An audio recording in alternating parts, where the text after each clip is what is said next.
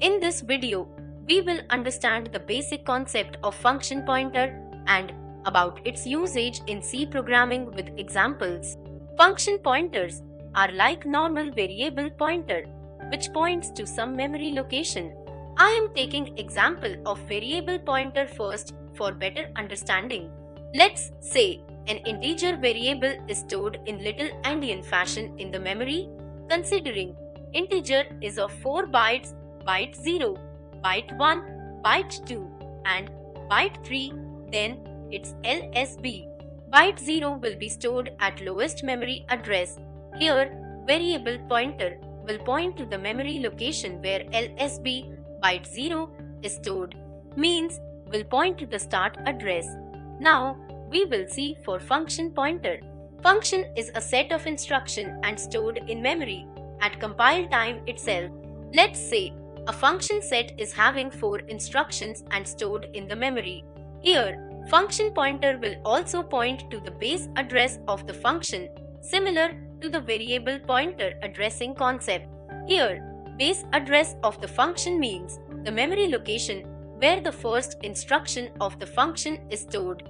So, here the function pointer will point to the memory location for instruction 0.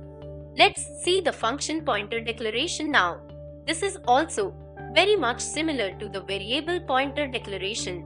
We use asterisk key operator just before the variable pointer name. Function pointer can be declared as return type, asterisk key operator, function pointer name, and arguments data types separated by comma. Next, let's see the assignment for the function pointer. It can be done in 2 ways. One by using ampersand operator. Second, without using ampersand operator. First, let's see the assignment with the ampersand operator. Ampersand of anything gives its address. So here, we can do the function pointer declaration and assignment like this. Next, we will see the assignment without using ampersand. Name of any function itself gives the address. So, we can directly use function name for the assignment. Next, let's see the dereferencing. Dereferencing also depends on the type of assignment done. If the assignment has done by using ampersand operator, it has to be dereferenced with asterisk key operator. And if the assignment has done without using ampersand operator, it can directly be dereferenced just with the function pointer name. Next, I would like to show a problem. Think that you are developing a driver code where you need to write the code for interrupt routine. This interrupt routine cannot be changed from application layer, and from this interrupt routine, you have to facilitate the application layer to get called their function in this interrupt routine. Let's say store data function has to be called from this interrupt routine, where application layer can store the data received in some processor data register. Will application layer be allowed to do so? The answer will be no, as they are not allowed to change driver code.